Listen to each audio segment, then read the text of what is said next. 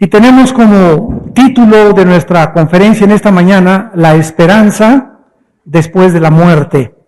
La esperanza después de la muerte. En Hebreos 9:27, la Biblia establece una ley inexorable espiritual,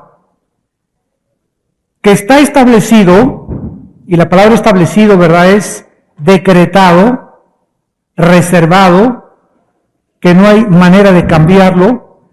Está establecido que todos vamos a morir. Está establecido para los hombres que mueran una sola vez.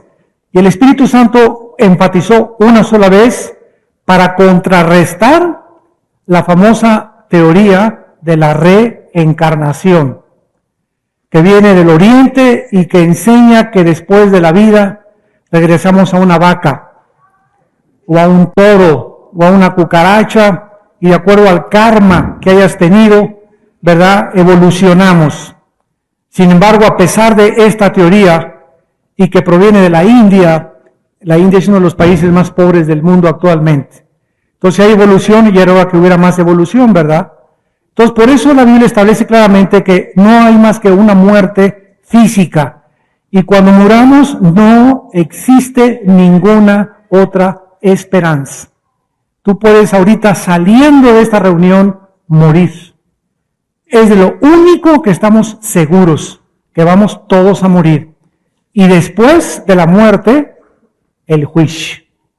Porque Dios ha establecido que la raza humana sea un grupo de agentes morales responsables de sus acciones.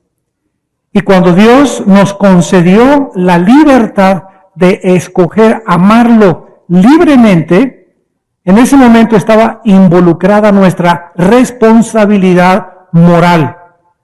Así que no somos animales, no somos el resultado de una selección natural ni de una evolución fortuita.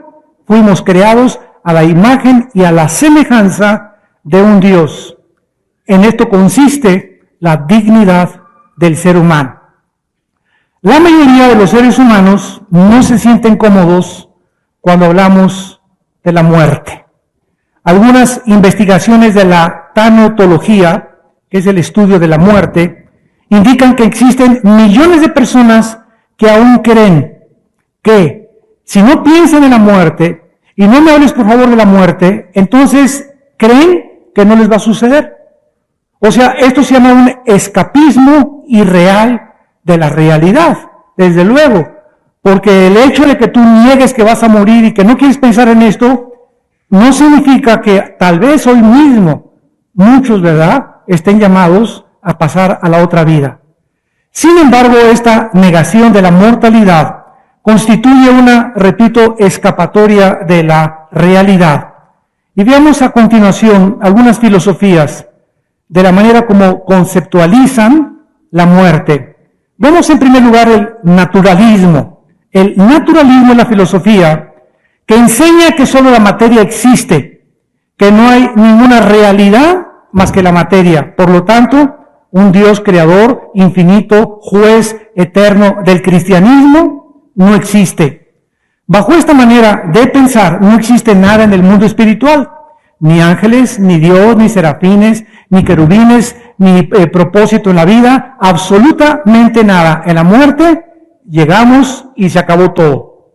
Hace muchos años había un grande físico matemático llamado Isaac Newton, uno de los más grandes físicos matemáticos de toda la historia, cristiano de la cabeza a los pies.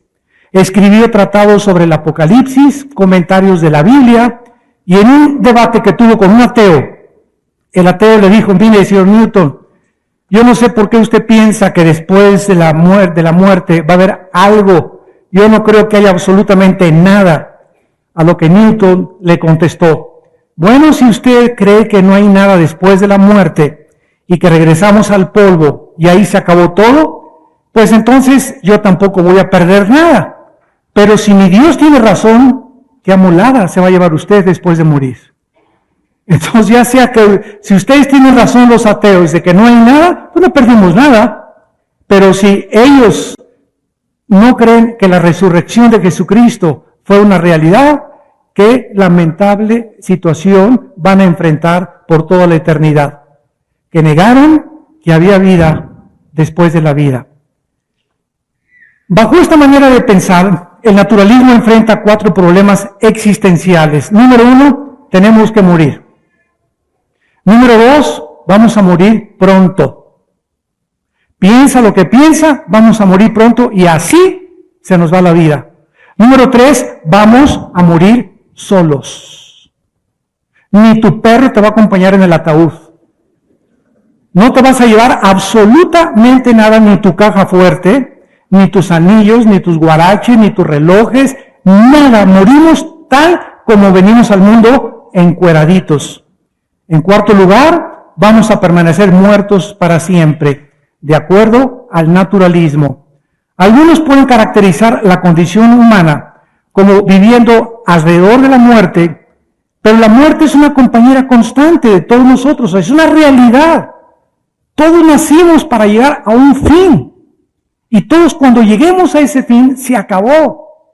Tus esperanzas, tus ambiciones políticas, tus ambiciones de hacer el dinero, tus ambiciones revolucionarias, tus ambiciones de cambio, tus ambiciones de placeres, se acabó todo a la hora de la muerte. ¿Y cuántos mueren en un avionazo, en un choque, en un accidente, un ataque al corazón, una embolia cerebral? Y de repente, ¿tu vida qué fue? Volteas hacia atrás y cuando moriste, ¿en qué estabas pensando la última semana, el último mes, los últimos 2 meses? Vanidad de vanidades. Pensabas en tonterías, pensabas en cómo avanzar, pensabas en cómo triunfar políticamente, pensabas en esto, pensabas en aquello. Planes tenías para poder viajar en el mundo entero.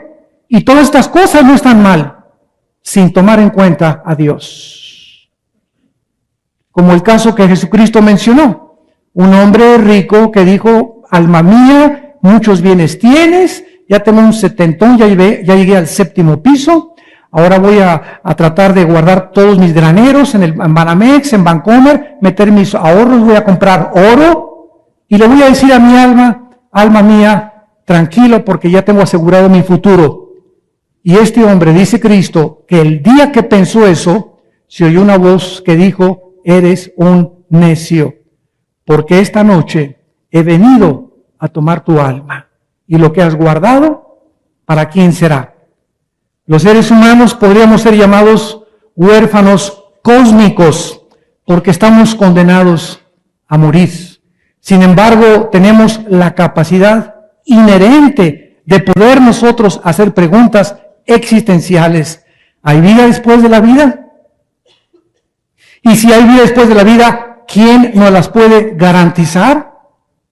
Si no hay ninguna evidencia histórica, ni geográfica, ni natural, ni biológica de que hay vida después de la vida, comamos, bebamos y divirtámonos, que mañana moriremos. ¿Para qué le soy fiel a mi esposa? El que no tranza no avanza, pues me voy a dedicar a hacer dinero, a hacer plata, a hacerme millonario, a robar, a estafar, a mentir. Todas estas cosas morales no tienen ningún sentido. Como decía Dostoyevsky en el libro Los hermanos Karamazov, si Dios no existe, todo está permitido. La tentación, pues, de negar esta realidad a la muerte es la escapatoria más trágica que existe. ¿Por qué? Porque sin la fe en Dios, la vida carece totalmente de sentido. Todos tenemos por naturaleza temor a lo desconocido, inclusive a la muerte. Pero desde la perspectiva naturalista, como lo hemos visto, esta vida lo es todo. Y estas razones que les voy a dar a ustedes amplifican el panorama del naturalismo, que se agrava terriblemente, porque todos tenemos que morir. La humanidad se encuentra extinguiéndose lentamente. Número 3, la vida en este planeta se tiene que extinguir de acuerdo a las leyes físicas de la termodinámica y de la entropía. Todo se oxida, todo se desgasta, el sol está perdiendo millones de toneladas más a cada segundo, todo se está llegando, estamos llegando a un final. Y la Tierra y todo el sistema solar, de acuerdo a las leyes de la física, tienden a desaparecer, exactamente como la Biblia lo establece. Los cielos y la tierra desaparecerán, pero tú, Señor, permaneces para siempre. Ahora, ¿cuál es el peligro de esta filosofía atea, que es el naturalismo? El verdadero peligro de aceptar que no hay nada en la realidad más que lo que somos, como decía Jean-Paul Sartre, el filósofo francés existencialista, no hay sentido en la vida más que el que le des a tu propia vida. Porque fuera de mí no existe nada, pienso, luego existo vivo, debo vivir para mí y debo concentrarme en mi vida. Todo lo demás es una ilusión y una irrealidad. La Biblia afirma, y la historia de aquel Hijo de Dios, el Señor Jesucristo, fue condenado por el gobernador Poncio Pilato de Judea y ejecutado públicamente en una crucifixión. Sin embargo, la Biblia dice que a los 3 días, y vamos a ver las evidencias históricas, arqueológicas, de la resurrección de Cristo, la Biblia dice históricamente que Cristo se levantó a los 3 días después de la Pascua. En el libro de Juan, Evangelio de Juan, capítulo 20, tenemos uno de los registros de la resurrección del Hijo de Dios. El primer día de la semana, María Magdalena fue de mañana y siendo aún oscuro al sepulcro vio quitada la piedra del sepulcro. De acuerdo a Josefo, historiador judío del primer siglo de la era cristiana, de acuerdo a Plinio, toma los nombres y apúntalos y búscalos en el internet, Josefo y Plinio, historiadores del primer siglo de la era cristiana, cuando los romanos habían ejecutado a un supuesto criminal o a un supuesto bandido, como creyeron que era Jesucristo, o que quería encabezar una insurrección contra Roma, ponían una guardia de soldados romanos, y cuando sellaban la piedra, los que nos han acompañado a Jerusalén, o ustedes que han ido a Israel, han visto cómo la tumba de Jesucristo ahí está todavía cerca del monte de la Calavera, y ponían piedras inmensas que entre 12 soldados romanos apenas podían empujar. Con eso sellaban la piedra. Y si alguien trataba de robar el cuerpo de la persona que había sido enterrada por ejecución y órdenes punitivas del gobierno romano, los soldados romanos eran ejecutados a muerte. Así que cuando ella llega, esta mujer, y ve la piedra quitada, y los soldados, ¿verdad?, no estaban o estaban dormidos, nos damos cuenta históricamente que los 4 evangelistas coinciden con el mismo registro histórico. Entonces corrió María Magdalena y fue a Simón Pedro, el otro discípulo, aquel al que amaba Jesús, o sea, Juan, y les dijo: se han llevado del sepulcro al Señor y no sabemos dónde le han puesto. Y salieron Pedro y el otro discípulo y fueron al sepulcro. Corrían los 2 juntos, pero el otro discípulo corrió más a prisa que Pedro y llegó primero al sepulcro. Y bajándose a mirar, vio los lienzos puestos allí, pero no entró. Luego llegó Simón Pedro tras él y entró en el sepulcro y vio los lienzos puestos allí y el sudario que había estado sobre la cabeza de Jesús, no puesto con los lienzos, sino enrollado en un lugar aparte. Entonces entró también el otro discípulo que había venido primero al sepulcro y vio y creyó, porque aún no habían entendido la Escritura, que era necesario que él resucitara de los muertos, y volvieron a los discípulos y a los suyos.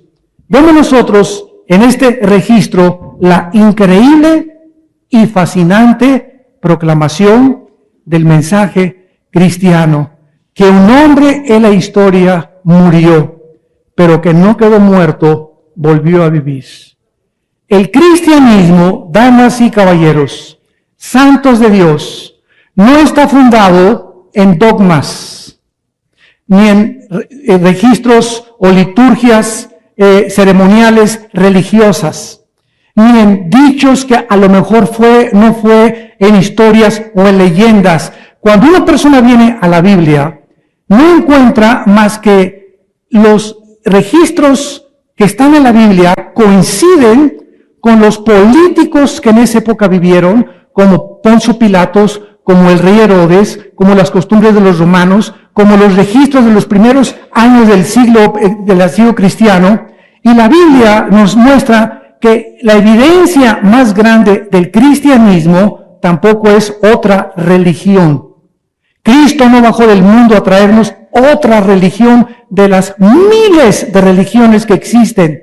Cristo bajó del mundo a darnos la vida, a hacernos volver a vivir, a traernos la esperanza que nadie, ni Buda, ni Mahatma Gandhi, ni Zoroastro, ni Confucio, ni ningún líder religioso nos puede dar.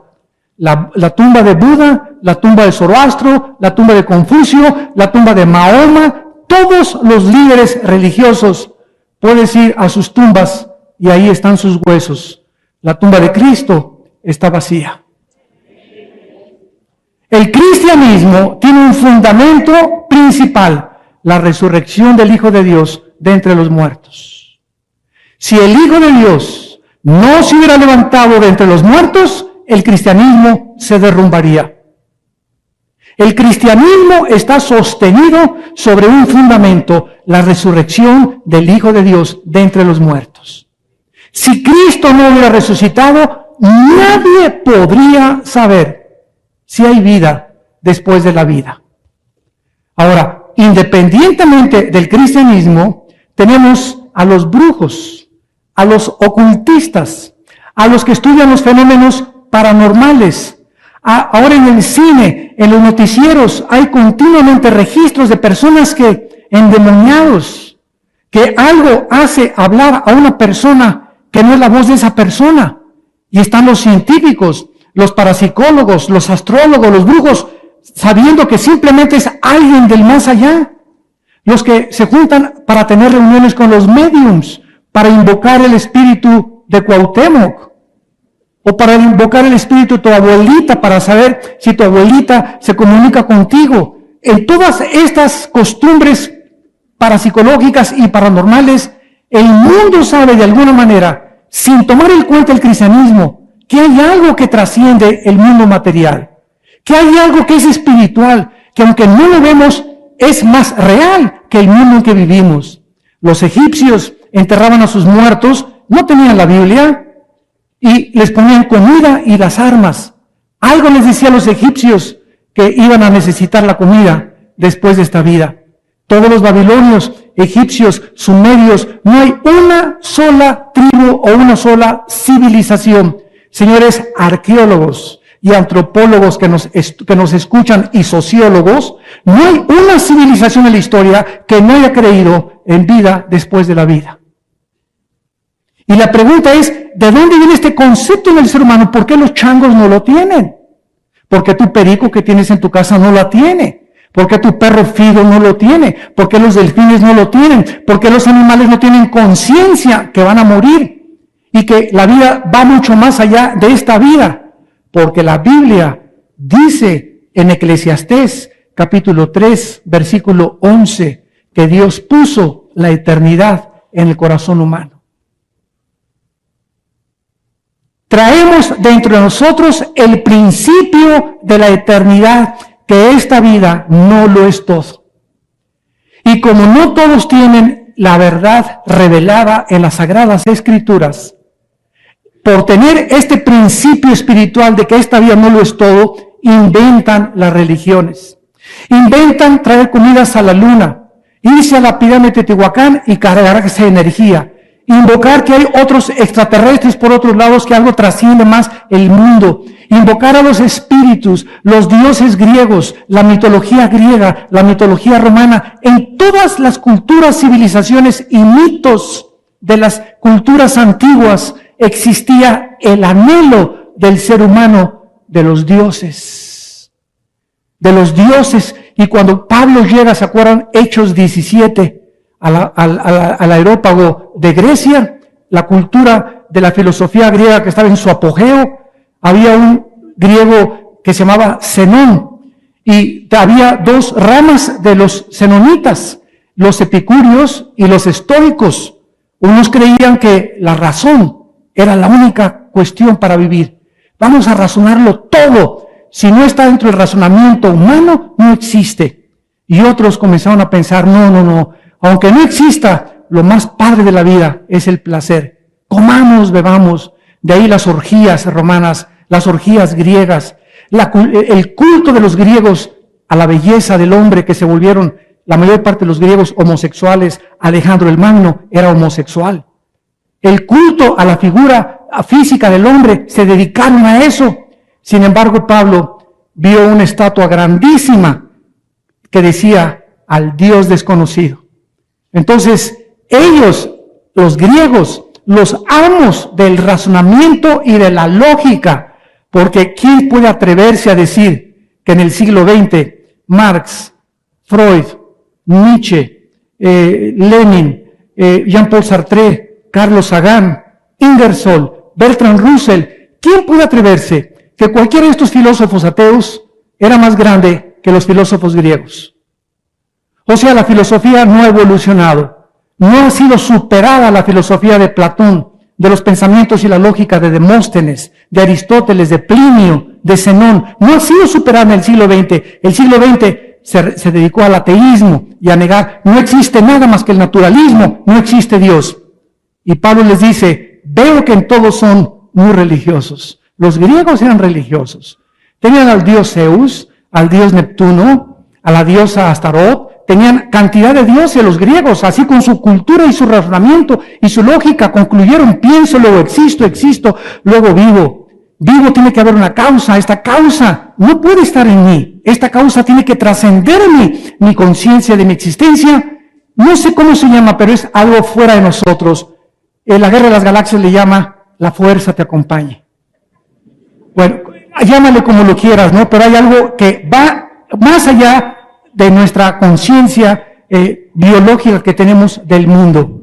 Entonces Pablo les dice a ese Dios que ustedes adoran sin conocerle, o sea, tienen conocimiento de algo que trasciende a ese Dios, es el que envió a Jesucristo, el Dios creador de los cielos y la tierra, ha venido aquí y no necesita que lo adoremos, que le hagamos una capilla o que le hagamos un edificio, porque Él no habita en templos hechos por manos humanas.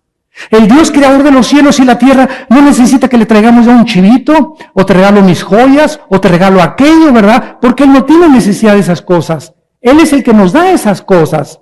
Ese Dios en el cual somos, nos movemos y existimos.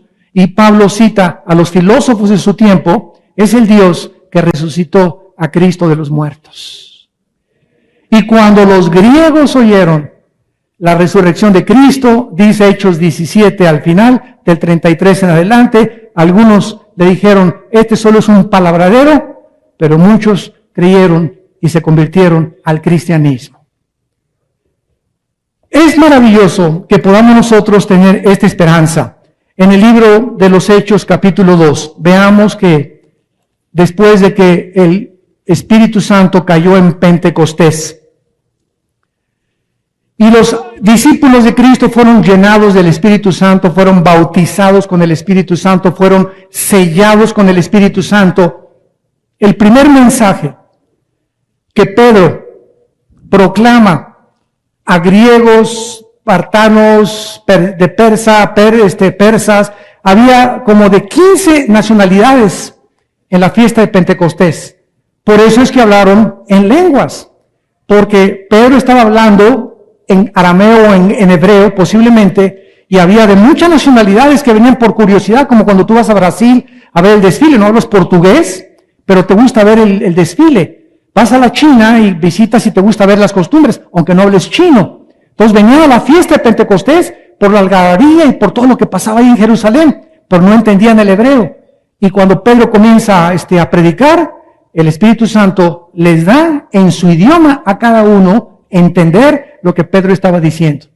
Era necesario pues que ellos escucharan el mensaje en lenguas, o sea, la palabra lengua es la palabra griega glosa, que significa lenguaje conocido. Lenguaje conocido. Oyeron el lenguaje en su propio idioma. Y lo primero que Pedro les predica, versículo 22, capítulo 2, les dice lo siguiente. Hechos 2, 22. Varones israelitas, oigan estas palabras. Jesús Nazareno, varón aprobado por Dios entre vosotros con las maravillas, prodigios y señales que Dios hizo entre vosotros por medio de él, como vosotros mismos sabéis, a este, entregado por el determinado consejo y anticipado conocimiento de Dios, prendieron y mataron por manos de inicuos, crucificándole, al cual Dios levantó, suelto los dolores de la muerte, por cuanto era imposible que fuera retenido por ella. Era imposible que Cristo se quedara en una tumba, porque David dice de él, o sea, 1000 años antes de que Cristo fuera resucitado, David escribió: veía al Señor siempre delante de mí, porque está a mi diestra, no seré conmovido, por lo cual mi corazón se alegró y se gozó mi alma, y aún mi carne descansará en esperanza. Escuchen, porque no dejarás mi alma en el Hades, ni permitirás que tu santo vea corrupción. En otras palabras, Cristo nació sin pecado. ¿Amén? Muy bien. Bueno, si nació sin pecado, no podía morir. Porque la paga del pecado es la muerte. De acuerdo a la Biblia, la consecuencia, ¿por qué está establecido que muramos? Porque nacimos pecadores. Y morimos pecadores, pero perdonados por la sangre de Cristo. Pero Cristo no había nacido sin pecado. Entonces Cristo no podía seguir viviendo. A los 33 años que murió Jesucristo, la Biblia determina que es el pico de la juventud. No levanten los que tenemos más de 33 años la mano, porque vamos de bajada. Llegamos al tercer piso y comenzamos a bajar, a descender, biológicamente. A los 33 años, Cristo tenía que morir. Cristo no podía cumplir 34 o 35 años y seguir en la tierra. ¿Por qué? Porque su sangre no se podía descomponer. En otras palabras, ¿qué les quiero decir? El cuerpo de Cristo nunca pudo haberse envejecido. Porque el envejecimiento, ¿qué es? El deterioro celular, la muerte de las células. Y envejecemos precisamente porque tenemos que llegar al final de nuestra vida. Cristo era imposible que envejeciera, no podía llegar a los 40 años, ni a los 50, mucho menos a los 60. No podía hacerse viejito, porque el pecado no estaba en él. Entonces, él fue puesto en la cruz, y cuando nuestros pecados, sígueme con cuidado, fueron puestos sobre su cuerpo, el pecado mató a Jesús. Tus pecados y mis pecados. Él que no conocía pecado, se hizo pecado por nosotros. Y cuando él fue la propiciación, él se puso para recibir la ira, el enojo que tú y yo merecíamos por nuestros pecados, fue descargado sobre el cuerpo de Cristo, y Cristo muere. Y dice la Biblia que cuando el centurión le atraviesa con una lanza el corazón, dice el apóstol Juan, vi salir una gota de agua mezclada con sangre. Y pasan 20 siglos y los cardiólogos del siglo XXI nos dicen que cuando se mezcla la sangre con el agua en una persona es porque hay una envoltura que envuelve el corazón, te lo dice tu cardiólogo, que se llama el pericardio. Esta membrana que envuelve el corazón contiene un líquido que es como agua. Y cuando el centurión le atraviesa eso, implica que el pericardio, la membrana que envolvía el corazón de Cristo, se había roto. A mí me encanta preguntarles a los médicos cristianos, ¿de qué murió Jesús? Pues lo crucificaron, hermano. Ah, claro que sí, ya lo sé. Pues los clavos, ¿verdad? Bueno, se desangró, ¿verdad? Bueno, claro que no tenía ya una gota de sangre, ¿verdad? Pero ¿cuál fue la muerte clínica de Jesús? ¿Qué fue lo que le ocasionó la muerte? Un ataque al corazón, un problema cardiopulmonar, una embolia cerebral. ¿Qué fue lo que le causó la muerte a Cristo? Y el Salmo 22, 1000 años antes, señores ateos y historiadores que nos escuchan por la televisión también, el Salmo 22, escrito 1000 años antes por David de que Cristo muriera, dice, mi corazón fue como la cera. Lo que los cardiólogos dicen, cuando Cristo murió, murió de dolor moral. A Cristo le explotó el corazón de dolor por nuestros pecados. Eso fue lo que ocasionó la muerte clínica del Hijo de Dios. Y por eso se pone el testimonio del centurión, que sale una gota mezclada con agua, porque Cristo ya tenía totalmente deshecho el corazón, murió de dolor. Ustedes que son madres saben lo que es perder un hijo, y hay madres que vemos en la televisión que matan a sus hijos y se ponen, ¿verdad?, pobrecitas gritando, pero así desesperadas, y bueno, pasan 2 o 3 días pero no se murieron. Hoy pasa una semana, un mes y son consoladas y siguen adelante viviendo. Pero imagínate nada más, qué dolor tan grande, tan grande, tan grande Cristo tuvo en Getsemaní. Cuando cae de rodillas y le dice a Dios, y la sangre comienza a salírsele, a transpirar sangre por las células de su piel. Padre, si es posible. Señor, diles mejor nada más que se porten bien. Diles, mira, que todas las religiones son buenas, todas las religiones, si las saben llevar, todas llegan a ti, Señor. Diles eso. Y el Padre le dice, no, hijo, en mi inmensa y profunda sabiduría y conocimiento, no hay otro camino, no hay otra manera, porque sin derramamiento de sangre no hay perdón de pecados. La vida tuya tiene que ser derramada sin pecado para perdonar a millones de personas. Y si hubiera habido otra forma en que Dios nos perdonara, Cristo no hubiera tenido que morir en una cruz. Y siempre se los digo a los religiosos, mire hermanos, si con sus rodillas, sus sacrificios, sus peregrinaciones, vendiendo su dinero y dándose los asilos o teniendo una religión, ¿puede usted salvar su alma? La muerte de Cristo fue un desperdicio. Fue un desperdicio. Seguimos la línea de la lógica elemental y el razonamiento humano. ¿Cuál fue la razón por la que Cristo murió? Porque si no, Cristo no muere, no somos perdonados. Ahora, ¿sabes una cosa? En tercer lugar, no eres tú el que determina cómo irte al cielo, sino Dios.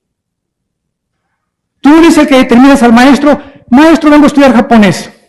Quiero que me enseñe esto y esto. Espérame tantito. Si vienes como mi estudiante, te tienes que aprender a someter al maestro, porque me tienes que reconocer que tengo más conocimiento que tú. Si quiero estudiar matemáticas, no comienzo con ecuaciones, cálculo diferencial o matemáticas cuánticas. Comienzo con aritmética, sumas, cuadrados, restas, divisiones. Porque así es un proceso. Entonces, si quieres venir a Dios y establecer tú las reglas, y decirles que, de acuerdo a mi pensamiento infinito, poderoso, más grande que el tuyo, yo pienso que yo no puedo ir al cielo haciendo esto o aquello. Es la soberbia humana. Esa es la soberbia. Creer que nosotros podemos escoger el camino de la salvación. Muy bien, ahora veamos a continuación la resurrección histórica de Jesucristo. Como hemos visto, fue el primer mensaje del apóstol Pedro. El Nuevo Testamento describe que el Señor Jesucristo fue arrestado, acusado de blasfemia por los líderes religiosos judíos, encontrado culpable ante el Sanedrín, llevado a juzgar ante el gobernador de Judea, Poncio Pilato, para ser ejecutado, y con el rey Herodes, que se encontraba de vacaciones en Jerusalén. Bajo la presión de los líderes judíos, Cristo es sentenciado a morir. Azotado por el látigo romano de 5 colas, las puntas de los látigos romanos tenían huesos y tenían fierro. Huesos y fierro. Y el látigo romano no era como la película La Pasión de Jesús, que era un látigo chiquito y le comienzan a hacer así a Jesús. Era un látigo como de 2 metros o 3 que se enrollaba 2 veces o 3 veces en el torso de la víctima, y cuando jalaban el látigo, las puntas de hueso y las puntas de plomo arrancaban los tejidos subcutáneos del torso y del pecho de la pobre víctima. En otras palabras, después de 39 látigos que a Jesucristo le dieron, Cristo no tenía piel ni aquí, no tenía piel ni a poco en la espalda. Estaba totalmente expuesta su carne. En la película de la Pasión, todo se ve solamente en la cruz, todo latigueado y ensangrentado, pero no se ve sin la carne de aquí ni la carne de aquí. Cuando a Cristo sin la carne de aquí y la carne de aquí le ponen a cargar una cruz para caminar aproximadamente 1,5 kilómetros al monte Gólgota, Cristo se cae con la cruz y un negrito llamado Sirene, Simón de Sirene, le ayuda a llevar la cruz. Al acostar a Cristo en la cruz, su espalda totalmente expuesta, sin los tejidos ni la piel, imagínense el dolor que sentía cuando es parado y recargado otra vez en la cruz, y él cae sobre su cuerpo en la cruz y sus manos son jaladas por el poder de los clavos. En ese momento la respiración de los crucificados era sofocante. Para poder hacer esto y respirar, tenían que jalarse, y cada vez que se jalaban todo su cuerpo, y era un dolor el poder respirar. Por eso la mayor parte de los crucificados morían cuando los soldados romanos les rompían mejor los huesos de las rodillas para que ya se cayera su cuerpo y se asfixiaran. Era una de las misericordias de los romanos. Así mataron a Espartaco y a miles de gladiadores en los tiempos de Roma. Cuando Espartaco se rebeló contra el gobierno romano, los colgaron así por toda la entrada de la vía romana y les rompieron las piernas para que murieran asfixiados después de dejarlos sufrir 4 o 5 horas en la cruz del Calvario. Cristo, después de que es sentenciado a muerte, un centurión romano le atraviesa el costado, una enorme roca es puesta en su tumba. José de Arimatea, un miembro del Sanedrín, les presta, de acuerdo a la historia, José de Arimatea era miembro del Sanedrín en la época de Cristo, les presta la tumba para que ahí lo enterraran. Pero en la madrugada del domingo, aleluya, aleluya, aleluya, aleluya, el Señor. Perdón mi entonación. Si el diablo hubiera sabido que Cristo iba a resucitar, no lo hubiera matado. 1 Corintios capítulo 2. Si los príncipes de este mundo hubieran sabido que Cristo iba a resucitar, no se le hubieran metido a Judas Iscariote para que lo traicionara. Y a los 3 días, Jesucristo se levanta entre los muertos. Y a las primeras que se les aparece, son a ustedes mujeres.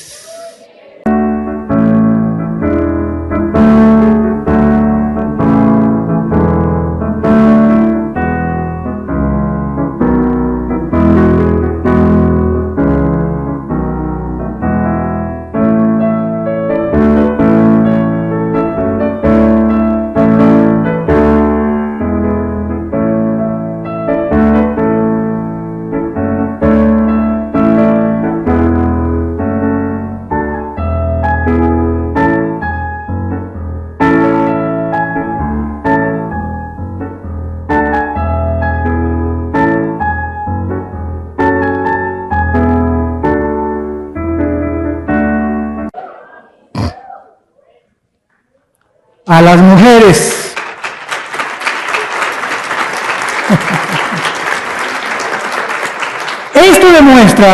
Esto demuestra que aunque la mujer es un vaso frágil, comparado con la fuerza física del hombre, la mujer puede tener mucho más fuerza espiritual y emocional que muchos varones.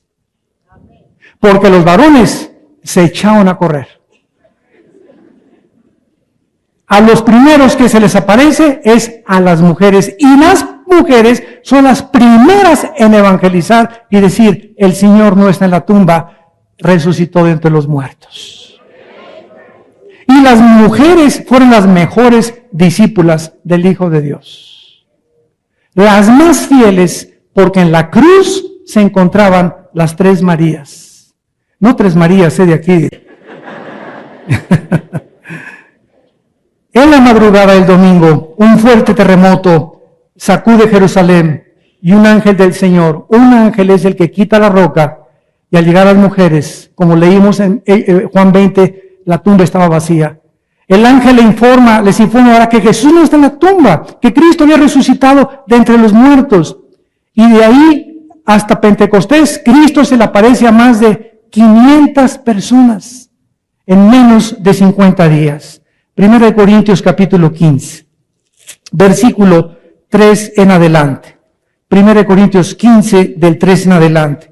Porque primeramente les he enseñado lo que asimismo recibí, que Cristo murió por nuestros pecados, conforme a lo que estaba escrito, a las Escrituras, que fue sepultado y resucitó al tercer día. Ojo, Cristo no murió el viernes. Una de las razones que el cristianismo muchas veces ha sido atacado ha sido por la ignorancia tremenda de la historia de los judíos. Yo recuerdo una persona que una vez me dijo, yo me acabé de convertir, oye, ¿tú eres cristiano? Sí. Te voy a hacer dos preguntas que te van a poner a temblar. Número 1, ¿se puede matar a Dios? No, le dije. ¿Y por qué ustedes los cristianos dicen que mataron a Dios en la cruz? ¿O Cristo no fue Dios? Claro que fue Dios. Y le contesté, pero grande es tu ignorancia, porque Cristo era Dios y era 100% hombre. Y el que murió en la cruz no fue Dios, porque Dios no puede morir. En la cruz murió la naturaleza humana de Jesús. Y él antes de morir dijo, Padre, en tus manos entrego mi espíritu. ¿Satisfecho? Chichepo. Y la segunda me dice, bueno, está muy bien, es bastante convincente tu respuesta. Y la segunda, usted dice que Cristo estuvo 3 días y 3 noches en la tumba, ¿verdad? Porque de acuerdo a Mateo 10, puso el ejemplo de Jonás. Como Jonás estuvo 3 días y 3 noches, o sea, 3 días de 24 horas en el vientre de la ballena, así Cristo estará 3 días y 3 noches en la tierra. Y me dijo, vamos a hacer cuentas, si lo crucifican el viernes a las 3 de la tarde, al sábado a las 3 de la tarde, de acuerdo al calendario judío, de las 6 de la tarde a las 6 de la tarde es un día, ¿verdad? Es el sábado, ¿ok? Ok, de las 6 de la tarde el sábado al domingo es 2 días. Entonces resucitó el primer día de la semana, para el octavo día de la semana, de acuerdo a ustedes, el calendario gregoriano, que es el lunes, porque dicen que fue el domingo. ¿Y saben ustedes por qué hay esta controversia? Porque los evangelios dicen que era el día de reposo, pero no era el Shabbat. Escúchenme con mucho cuidado, era el Shabbatón. No era el día de reposo semanal, era el día de reposo mensual, que cayó en el día de descanso. Cristo fue muerto tal vez el jueves o el miércoles, pero no el viernes, como lo enseña la iglesia romana. Entonces, por eso del sábado creen que el Shabbat tenía que al otro día, y el sábado ¿se acuerdan que es el sábado de gloria, no? Pero era imposible que Cristo resucitara el domingo, porque serían del viernes al domingo 2 días, de acuerdo a las Escrituras. Entonces, cuando estudias la Biblia, cuando estudias la historia, te vas dando cuenta de cómo hay respuestas para todas las supuestas, entre comillas, contradicciones que los ateos o los agnósticos o los escépticos atacan el cristianismo. Y nosotros tenemos respuestas porque son muy, muy ignorantes. Muy bien, dice aquí en 1 Corintios capítulo 15, versículo 3 en adelante. Entonces, Cristo se aparece, dice aquí el apóstol Pablo, y fue sepultado, versículo 4, y resucitó a los 3 días. Y apareció a Cefas, después a los 12, apareció a más de 500 hermanos a la vez, de los cuales muchos viven aún y otros ya duermen. Después apareció a Jacobo, después a los apóstoles, y el apóstol Pablo humildemente dice, y al último de todos, como a un abortivo, me apareció a mí, cuando fue en el camino a Damasco. Entonces, nosotros nos damos cuenta ante esto, ¿verdad?, las evidencias tan grandes que existen del cristianismo y de las apariciones de Jesucristo a través de los siglos. Pero si seguimos buscando evidencias, como una vez una persona en un programa de televisión me dice, mire, yo sinceramente, señor Alducin, no creo que ni Cristo haya vivido. Le dije, ¿trae usted reloj? Sí, ¿qué horas son? Le dije. Y eran como las 11:30, estábamos ahí en Televisa. Son como las 12:15, me dice. Le digo, ¿qué día es? Y me acuerdo que me dijo, es el 14 de mayo de 1989. Y le dije, perdón, señor Macarronio, como se llame usted, ¿desde cuándo contamos 1989?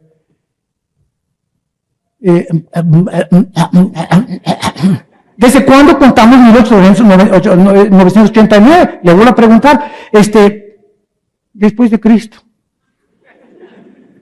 Y antes de Cristo es la historia Le digo, entonces, y usted me acaba de decir que ni siquiera cree que Cristo vive cuando la historia fue dividida con la venida de Jesucristo.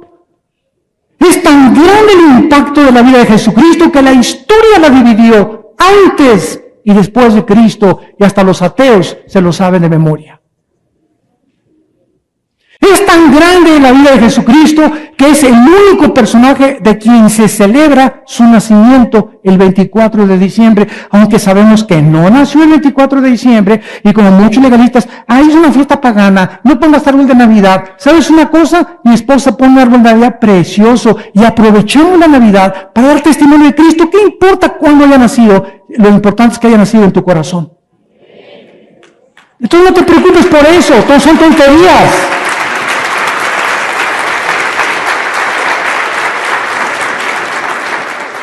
Y ustedes celebran la Navidad, ¿verdad? Y tú que celebras, le digo, el nacimiento de Pancho Villa y no vas a la escuela.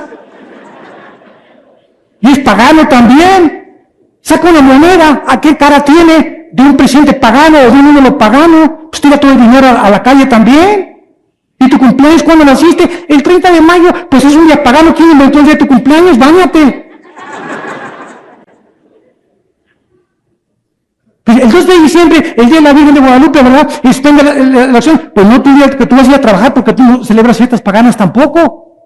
Son tantas tonterías que se han infiltrado en el cristianismo, que si celebra Navidad, que si el árbol de Navidad, que si es que el otro, a él le interesa el corazón. El reino de Dios, Romanos 14, no consiste en lo que comas, en lo que no comas, en lo que bebas, en lo que no te bebas. Si te pusiste un tatuaje, si no te pusiste tatuaje, si traes aretes, si no traes aretes, si traes el pelo rapado, si no traes rapado, en amor y gozo y paz en el Espíritu Santo. En eso consiste el reino de Dios. Tú puedes no traer aretes, no traer ningún tatuaje, no celebrar la Navidad y estar amargado en tu corazón. ¿A quién ve Dios? Al corazón, al que tiene el gozo y la paz de vivir para Él. Y ahí estamos y la hermana, ¿y qué dice la vida? Que no se ponga falda, y que se ponga a ver las rodillas, y que no se pinte así, y que no se ponga maquillaje. Pues si quieres parecer la momia de Guanajuato, no te pintes. Qué increíble inmadurez de la iglesia de Cristo, cuando hay cosas más profundas por las cuales preocuparnos por nuestra santidad. Que no consiste en lo que hagamos, en lo que no hagamos, sino en la relación que tengamos de la presencia de Cristo en nuestro corazón. Entonces, después de todas estas características, Cristo resucita con las marcas de la cruz. Tomás, acércate. Y se acerca Tomás, pon tus manos en mis manos. Y Cristo tenía las marcas en un cuerpo glorificado de la cruz de los clavos que le atravesaron. Y tenía la marca de la espada, en la lanza que el centurión romano atravesó su costado. Su cuerpo de Cristo era de huesos y de carne no humanos, pero tan era material que cuando Tomás se acerca y le dice Cristo, pon tus manos aquí, Tomás se acerca y toca las manos de Cristo, toca algo sólido. Atravesó el cuerpo de Cristo, se desmaterializó, pero cuando Tomás lo toca, era algo sólido. Y cuando mete su mano y toca su costado, era algo sólido. El cuerpo de Cristo era material, pero era una composición celular diferente a la tuya y a la mía, porque la materia no lo podía obstaculizar para atravesar las paredes.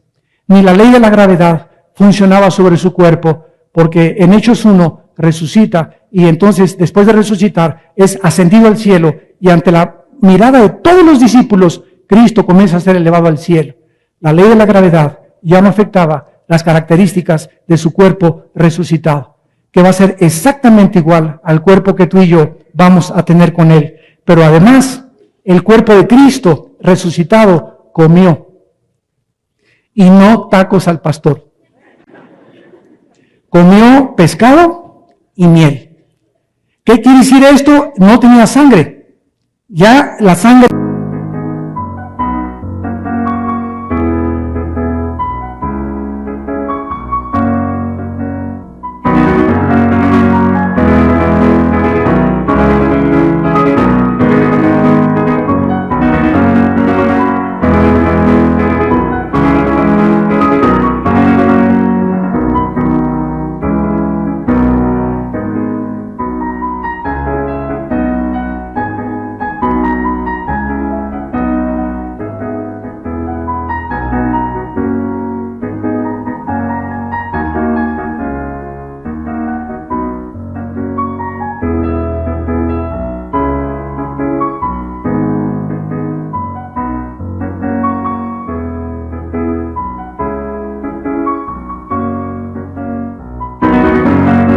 no va a gobernar nuestro cuerpo.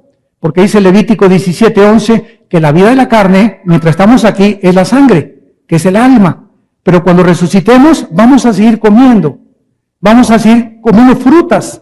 Lean Isaías 65 y 66, y ahí describe todo lo que vamos a hacer en el milenio: comer frutas, vamos a tener palapitas, vamos a regresar a la agricultura, vamos a regresar con las vacas, vamos a vivir como Adán y Eva en un paraíso precioso, y vamos a seguir reproduciéndonos sexualmente. Lee Isaías 65, y vamos a seguir teniendo una vida totalmente carente de lloro, infelicidad, tristeza, muerte. Las mujeres van a parir como conejas. Ya nada de dolor, mi hermano, si viene el otro y el otro y el otro y los que sean, ¿verdad? Ahora sí vamos a poblar la tierra, que fue la orden de Cristo al principio de Dios, ¿verdad? Pueblen la tierra y gobiernela, y el cuerpo de Cristo, ¿verdad? Come y bebe con los discípulos, de acuerdo a Lucas 24, después de la resurrección. Ahora veamos rápidamente, para terminar, algunas evidencias de la resurrección de Jesucristo. La tumba vacía. El registro de su entierro. Uno de los mejores hechos apoyados alrededor, históricamente, de la resurrección de Jesucristo, es que después de la muerte fue enterrado en una tumba que descubrieron vacía 3 días después. Existen razones para creer, ¿verdad?, que esta historia de Cristo era imposible que fuera inventada. 4 razones principales. 1, los historiadores Plinio y Josefo, que no eran cristianos y estaban pagados por el gobierno romano. Escribe Josefo, ¿verdad?, que la resurrección de Cristo y las apariciones de Cristo fueron reales, que Él existió, y que ninguna razón tenían para dudar de la existencia histórica de Jesús. Entre estas personas, José de Arimatea, que la historia nos dice que pertenecía al Sanedrín, miembro importante, y arriesgó su misma reputación como miembro del Sanedrín para ofrecer la tumba a Jesucristo. Número 2, las mujeres, las que siguieron a Cristo, fueron testigos de su resurrección. Número 4, los apóstoles. El primer siglo, los primeros 100 años de la era cristiana, los apóstoles escribieron y terminaron de escribir la Biblia. En el primer año del siglo cristiano se terminó de escribir la Biblia. Mientras ellos estaban vivos, los apóstoles, Pedro, Juan, Santiago, etcétera, etcétera, las cartas que tenemos nosotros aquí en el Nuevo Testamento fueron y recorrieron todo el Asia Menor. Y cuando recibían las cartas, ellos sabían, ¿verdad?, las personas que recibían, que era la firma, que eran las cartas de Pablo, de Pedro, de Santiago, etcétera, etcétera. Y ellos dijeron, ¿verdad?, que al momento del siglo cristiano, ninguna otra carta podía ser aceptada como el canon de las Sagradas Escrituras o como el canon de la Biblia. Entonces, concluimos que después del siglo I, las cartas que surgieron, que el Evangelio de la Virgen de la Macarena, que el Evangelio de la fulana de tal, que el Evangelio según película que acaban de hacer, ¿verdad?, de Brown, ¿cómo se llamó? ¿El qué? ¿El qué? El Código Da Vinci, que saca que Magdalena está retratada. Todo lo que salió después del siglo I ya no tenía el aval de los apóstoles. Y claro que el diablo comenzó a decir, no, pues si es que está escrito es así. Y entonces en el siglo IV y V salieron los libros de Tobías, Sabiduría, Macabeos, que imprimieron en la iglesia romana, los adhirió a la Biblia católica. La Biblia católica tiene la Biblia de Torres Amad, la Biblia de Jerusalén, la Biblia, la nueva versión, no internacional, sino otra versión que sacaron, y todas estas versiones tienen libros agregados que se llaman apócrifos. La palabra apócrifo significa de origen desconocido. ¿Por qué? Porque no avalaron los apóstoles estos libros. Y estos libros se contradicen entre ellos con la historia y la arqueología de los 66 libros que forman el canon de las Sagradas Escrituras. Entonces, cuando estudiamos todas estas cosas, nos damos cuenta, ¿verdad?, cómo a través del tiempo, ¿verdad?, pues han tratado de pervertir la Biblia, tergiversar la Biblia, cambiar la Biblia, etcétera, etcétera. Pero nosotros tenemos la palabra profética más segura. Y cuando en 1946 al 48 descubren en Jerusalén, en las cuevas de Qumran, los rollos del Mar Muerto, encuentran que los escritos originales en el hebreo del libro de Isaías y otros libros de la Biblia son exactamente iguales a los libros que tenemos traducidos en la Biblia que tenemos en nuestras manos. La arqueología, la historia, todos los años, y se descubrió la tumba de David, y se descubrió que José de Arimatea, y se descubrió una piedra que está el nombre de Yoshua, y se descubrió la ciencia con el tiempo solamente puede concluir, y la Biblia tenía la razón. Los cielos y la tierra pasarán, pero mis palabras permanecerán. Aquí tenemos un libro que tiene 2000 años. Sus registros químicos, físicos, arqueológicos, antropológicos, psicológicos, geográficos, matemáticos, genéticos y de cualquier disciplina académica que tú quieras. La Biblia contiene poesía, literatura, gramática, tiene absolutamente todas las cosas que tú estás buscando. Y en ninguna de ellas, en ningún registro geográfico, histórico, genético, sociológico, antropológico, en ninguna cosa la Biblia hasta este momento la han podido contradecir. Y cuando ha habido supuestas contradicciones, oye, pero que aquí yo no entiendo esto, no entiendes esto, ¿sabes por qué? Pues porque no lo entiendes. El problema no es de la Biblia, el problema es tu capacidad limitada, intelectual que tienes y la carencia del Espíritu de Dios para que te abra la calabaza que tienes y puedas entender los pensamientos de Dios que no son nuestros pensamientos. Entonces, si ni siquiera entiendes la fórmula de Einstein, E igual a mc al cuadrado, ¿cómo quieres entender los pensamientos de Dios? No sabes ni lo que es la tanatología, no has salido ni siquiera de tu colonia, y dices que Dios no existe, pues ¿en dónde lo has buscado? Cuando nosotros comenzamos a ver la irracionalidad, el escepticismo y el agnosticismo de la gente, ¿qué soberbia tan grande tiene el intelecto humano? Porque mis pensamientos de Dios, dice, no son nuestros pensamientos. Y si tú quieres conocer la verdad, Jesús dice que te va a hacer libre de tantos prejuicios, de tantas filosofías, de la soberbia de los seres humanos que se han convertido en dioses. Oremos. Señor, te damos gracias por tu palabra. Bendito sea el Dios y Padre de nuestro Señor Jesucristo, que nos ha hecho renacer para una esperanza viva, por medio de la resurrección de Jesucristo de entre los muertos, para una herencia incorruptible, incontaminada en los cielos, habiendo huido de la corrupción que hay en el mundo, a causa de las pasiones desordenadas de los seres humanos. Jesús dijo, viene la hora cuando todos los muertos oirán la voz del Hijo de Dios. Unos saldrán a resurrección de vida, otros saldrán a resurrección de condenación. Los justos resucitarán como las estrellas en el firmamento a perpetuidad, mas otros serán condenados eternamente, porque se les concedió la libertad de amarme, dice el Señor, y escogieron rechazarme y seguir su propio camino. Porque ancha es la puerta que conduce a la perdición y la mayoría van por ella.